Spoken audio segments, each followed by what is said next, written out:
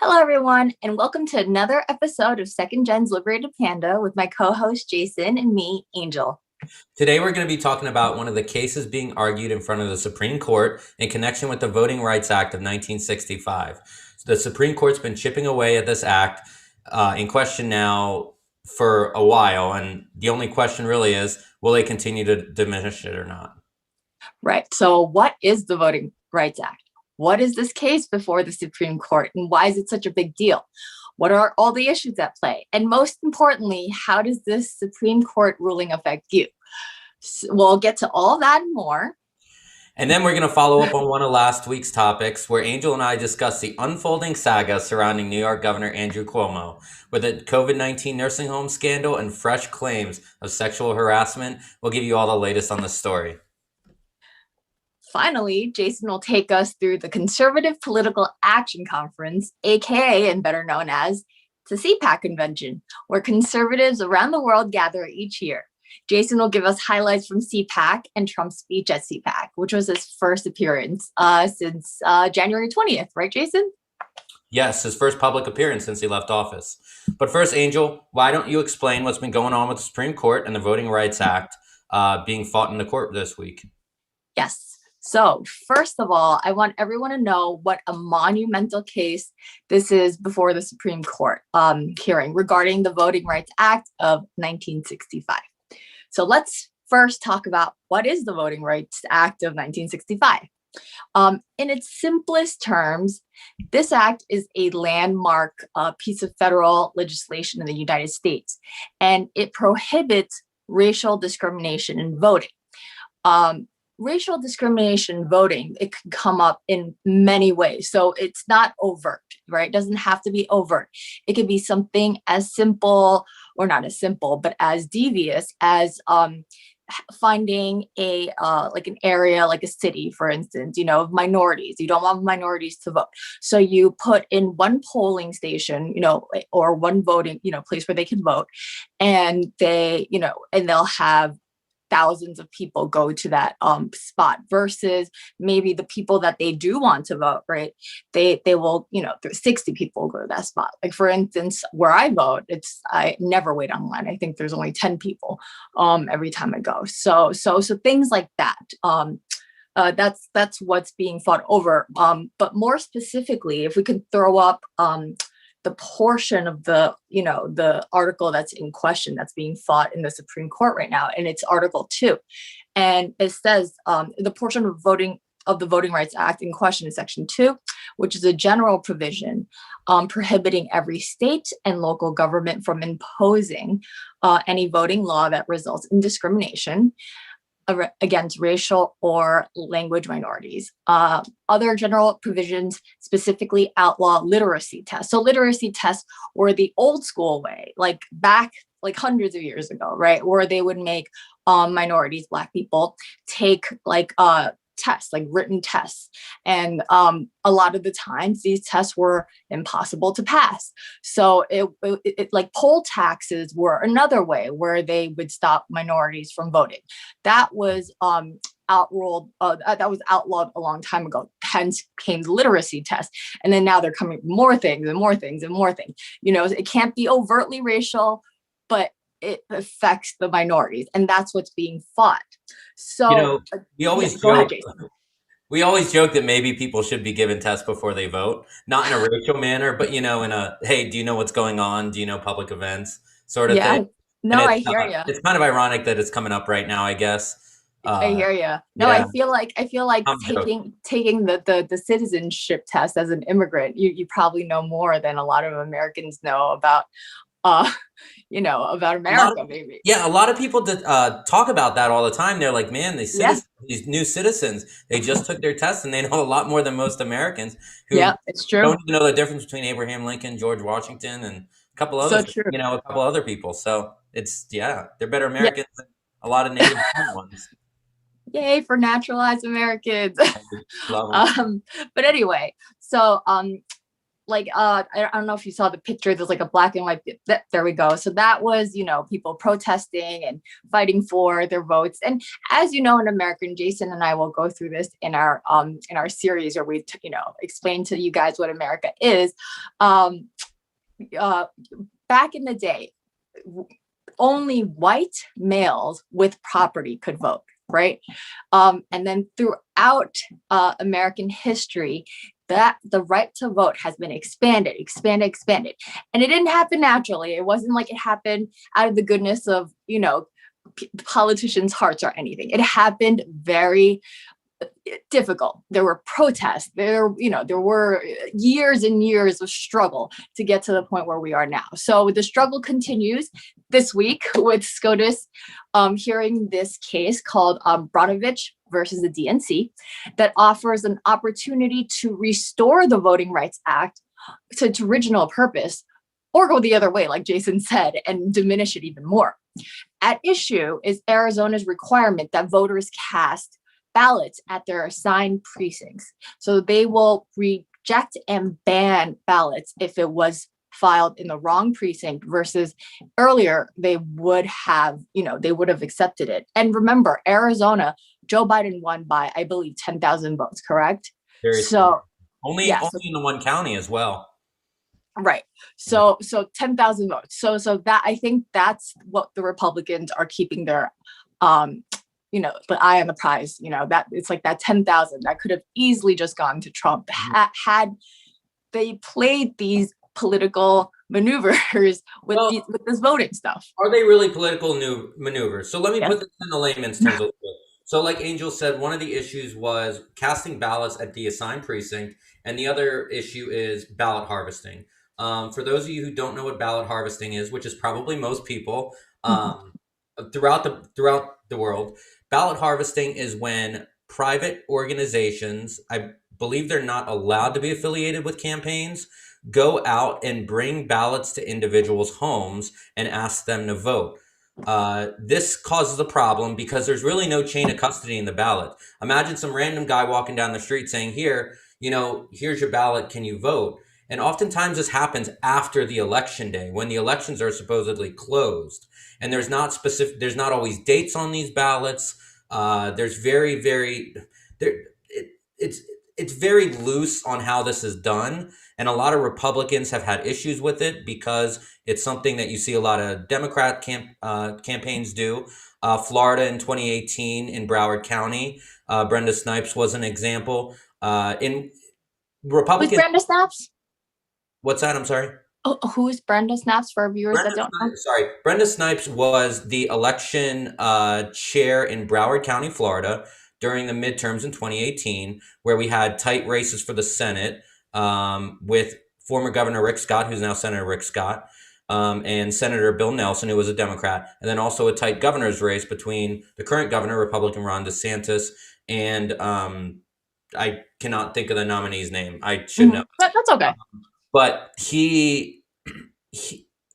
there was a lot of ballot harvesting in that area to the point where there was talk that somebody found a lockbox of ballots in someone's car and they brought it in. I saw that. There were ballots behind a dumpster, and there's no chain of custody. And that actually that's a good point, bringing into this election, because where's the chain of custody? Chain of custody meaning who has these ballots? Like if you're not transferring a ballot legally under, federal penalty or with police officers and security, how can you verify that's a real vote? You could easily slip in fake votes. When you think of, any American could think of ways that they could slip in fraud votes in there, right? You're finding people's trunks. That's odd to say the least. So I think that's the Republicans' view of it. It isn't just a Democrat thing, though. Like I was saying, in the California 25th congressional runoff in 2019, I believe it was, Republican Mike Garcia actually used ballot harvesting. They say it's one of the first times that a Republican did. He won after the same way you see it a lot of times, kind of coming in at the last minute. They did actually do that. One of the other issues with ballot harvesting is you really need a specific type of voter rolls to be able to get it to work.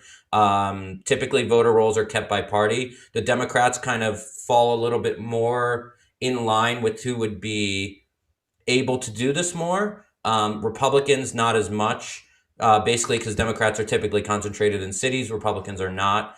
And then the other part of it is voting in the assigned precinct. You just can't go anywhere to vote.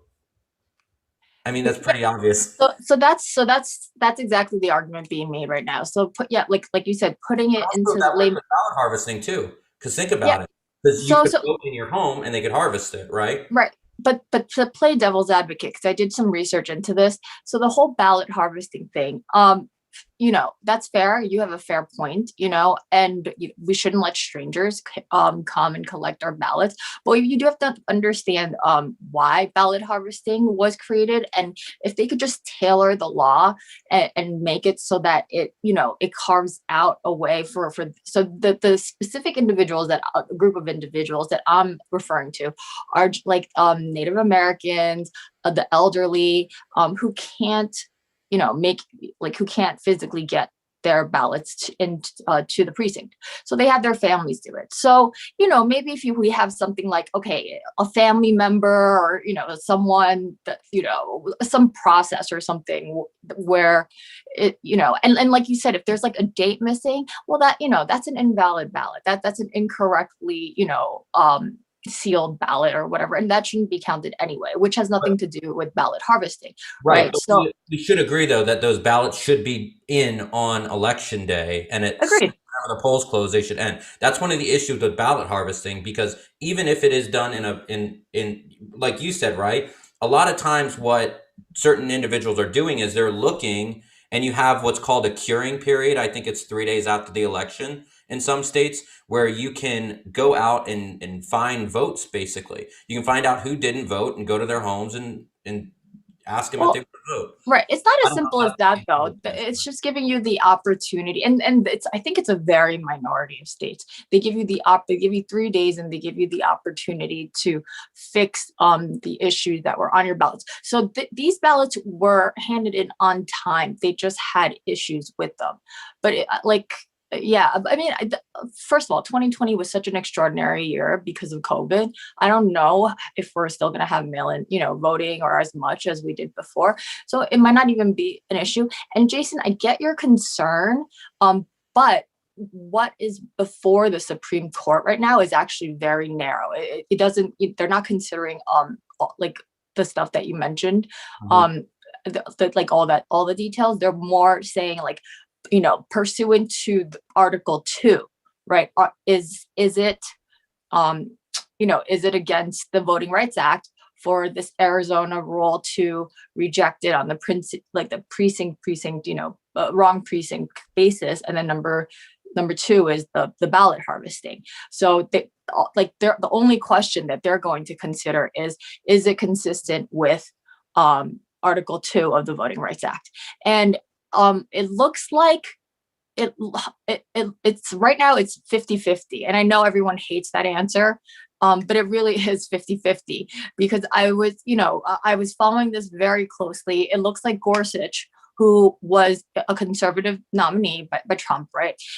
He seemed to be leaning actually towards upholding the Voting Rights Act, and strengthening it. I'm uncertain about Amy Barrett.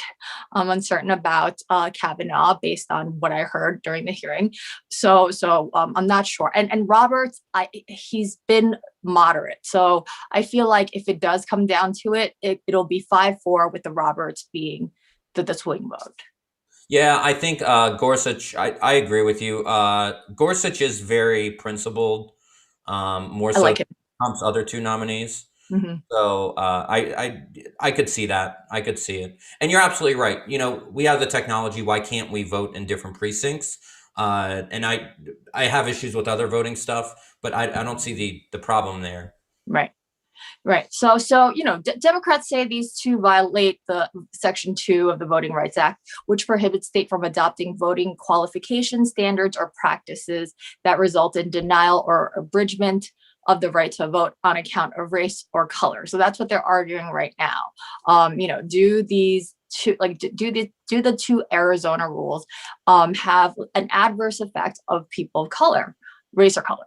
So I think, we'll be getting a decision this week, maybe next week, fairly soon. So we'll update you when that happens. I'll be interested to see that though too, just because imagine, because you talk about discrimination, and where else do you go from there? Because SCOTUS has effectively, in a lot of cases, expanded discrimination. It used to be racial, religious. Now it's sexual. Now, I mean, it's even becoming political, right? So at what point do you say, if one party doesn't have the access to ballot harvest in the same way than the other party, then we need to ban ballot harvesting. So this is sure, yeah. It has to be equal on both sides, that's for sure. Totally. So like we're talking about the voter rolls, it brings up a very interesting point for future cases that could be decided that would probably swing in a more conservative manner, maybe 5-4, 6-3 conservative in banning ballot harvesting, now that you brought up ballot harvesting earlier.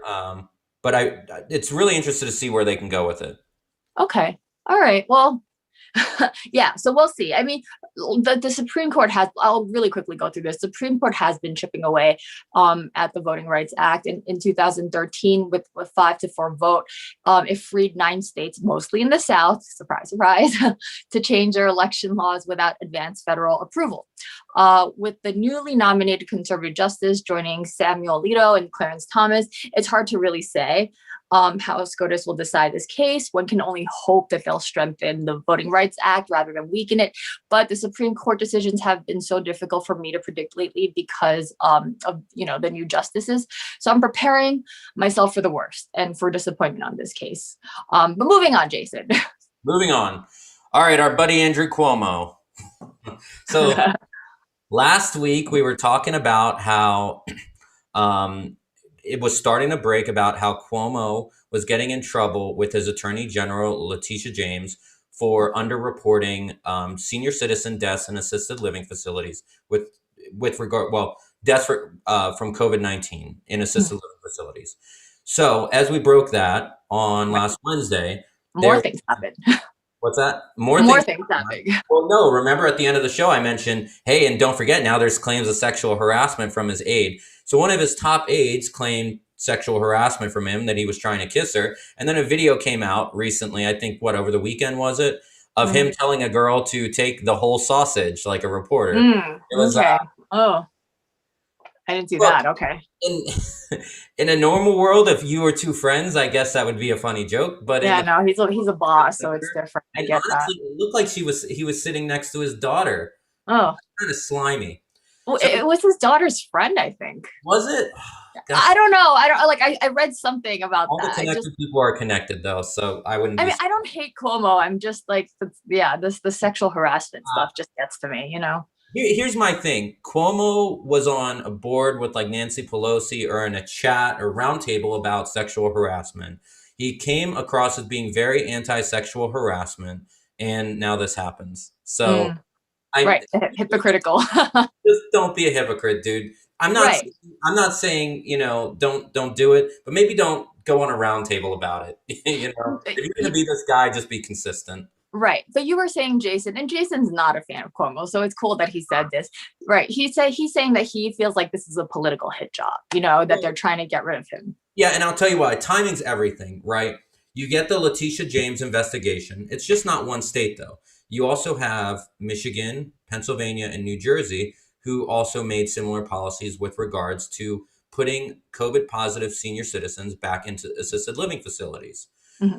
That started gaining some traction. So that here you have a multi-state, multi-governor issue. Yes, it was underreported, and that was the basis of the Letitia James argument. But since that's come to light even more, people have started asking questions. Wow, this looks like a bad policy. If it's underreported here, how is it underreported in other states? Biden just nominated his Undersecretary for Health from Pennsylvania, who made this policy.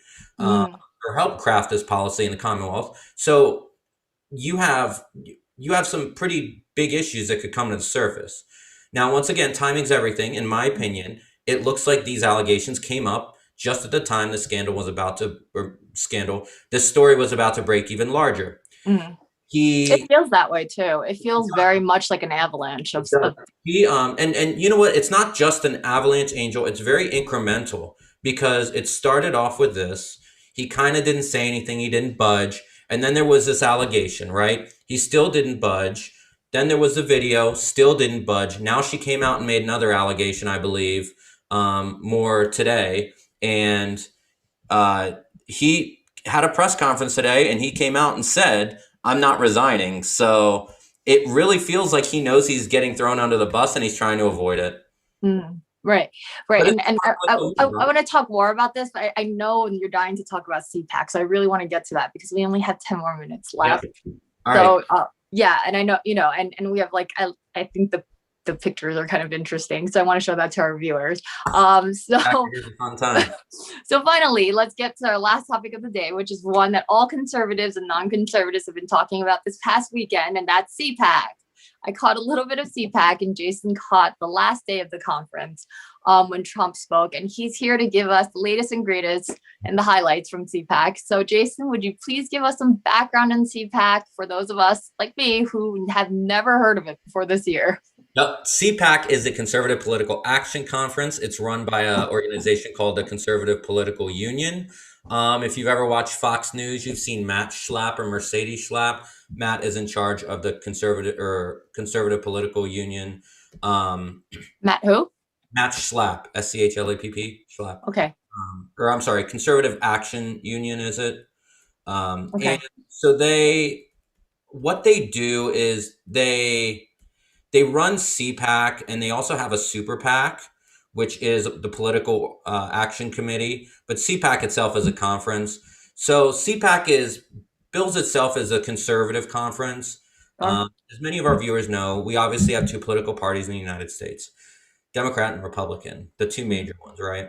But there's more than just that in terms of ideology. Inside the Democratic Party, you have progressives and you have some classical liberals now, and even moderates. They typically fall in the classical liberal category. Republican Party, you have some right-leaning classical liberals, you have conservatives, and you have some libertarians. Conservatives actually make up the largest voting bloc when you look at beliefs and you break down beliefs like that. From my understanding, at least, I think it's upwards of 35-40% of the population. So Cpac is really geared towards them. It's kind of like a yearly convention for conservatives, best way to put it. A lot of presidents have spoken there, a lot of Republican presidents. Ronald Reagan has, George W. Bush.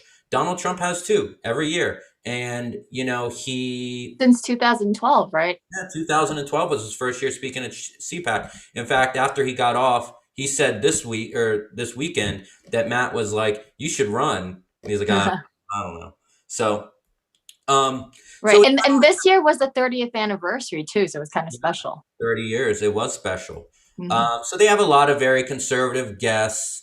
So what type of people would you bump into at Cpac? So, have you been?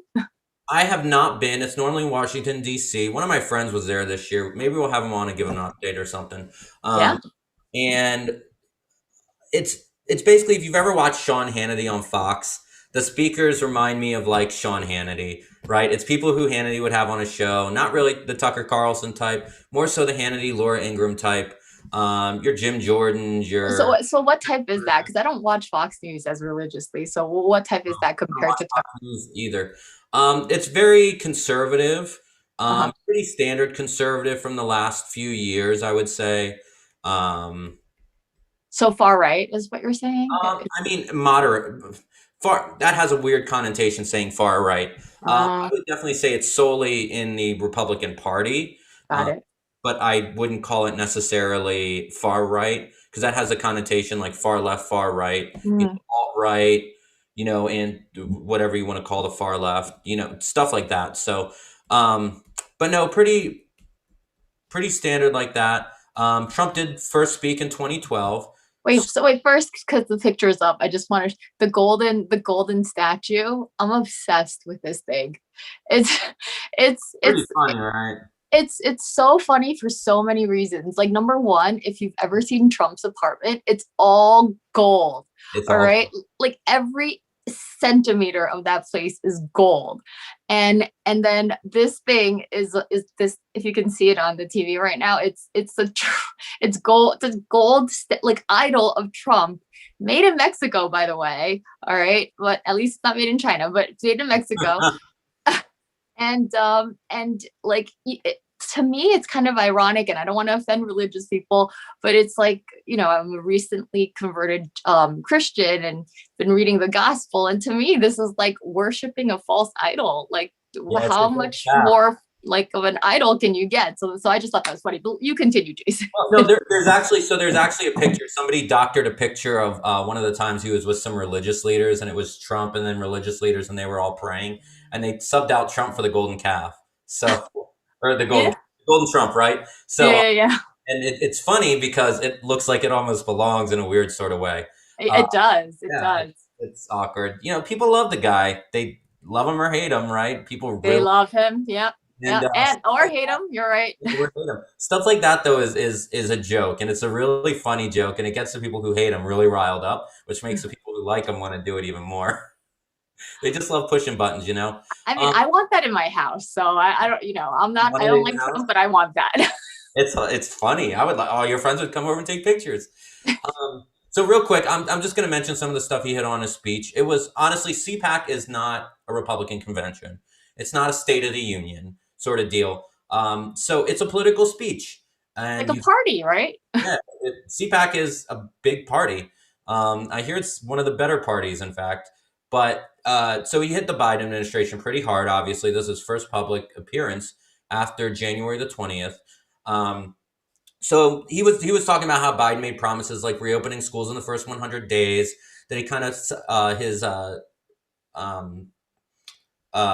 his press secretary, kind of Jen Psaki, went back on saying, what, just if they're in school for 1 day out of the 5, that includes reopening. So he hit him on that, rightly so. The Biden said, what, $2,000 checks as soon as he gets into office. He hit him on that. He's delivering on that soon. I don't know. We'll see, because I just saw right before the show started now that, not every American's going to get a $2,000 check. Yeah, so if you don't, so the Democrats want to make it so that after 75,000, the phase out is like extreme. Like, I think they just want to cut it off at 75,000, which is fair, I think. I guess it's reasonable. Yeah. That's for another show, I guess. But that's not what he promised, right? He said every American. So. Right. Well, I mean, and this is what bothers me about the Democrats. Like, you have the Republicans, and when they like get together, they can actually pass legislation. And then you have the Democrats, and I really want them to get stuff done sometimes. And like, they're still fractured over this stuff. And I'm just like, this is unbelievable. Like, I just like get it together. I'm rooting for you guys. Right. The irony, though, is what Republicans say is that look at Nancy Pelosi able to hold her caucus together, Chuck Schumer able to hold his caucus together, and Republicans are kind of like, you have Mitt Romney voting for impeachment. Mitch McConnell can't hold his together. House Republicans are scatterbrained completely. Pelosi whips her people in line, and they vote how they want them to. So both parties feel that way, which is weird, because I always looked at it from one perspective, maybe more than the other. But both parties feel that way. Okay, interesting. So you think the Republicans are just as like fractured as the Democrats? I think that the House Republicans are more fractured than the House Democrats. Okay. I think that's easy to say, right? House Democrats pretty much. Yeah, sure. The Senate's the Senate, though, but that's the design of the Senate. The design, right? Exactly. I was going to say there's more people, less people. Well, it's for back in the day, it was the landowners, the aristocrats, right? The Senate was the aristocrats, the upper class. The House was the common man, right? That would run. Right. Just another couple points real quick. Trump talked about a 30% jump in gas prices since the election, which is kind of hit or miss. I know that my prices went up in Texas, but they did start going up before the election. They also go up seasonally. So that's kind of weird. But, it's an easy talking point. He talked about the highly politicized Keystone XL pipeline being shut down. Fair enough. And the kids in cages being built in immigration detention facilities at the border. So I know we have some images of that, I believe. I think we showed it before, but if we didn't, we only have like a minute left. So I just wanted to thank our sponsors. So if you want to like wrap it up, I'm sorry for rushing you. Yeah. So we'll get into this further because we'll probably talk about more of the administration, what's going on. But that was basically most of the speech. There was a couple other items we don't have time to hit on, but we will at some point because they kind of wrap into the narrative overall. Right. And I think the biggie was he may or may not come back in 2024, but he likes to hold the threat over the Republican Party is what I'm basically getting at. He likes to play both sides, right? Yeah. So thank you to our sponsor, Wei Tang, as always. We love you. If you have any questions or comments, hit Jason or I up at our Twitter information's below, and or leave us a comment. We'll always be happy to answer. Other than that, we'll see you next week right here on Liberated Panda. All right. Bye, guys. Bye, guys.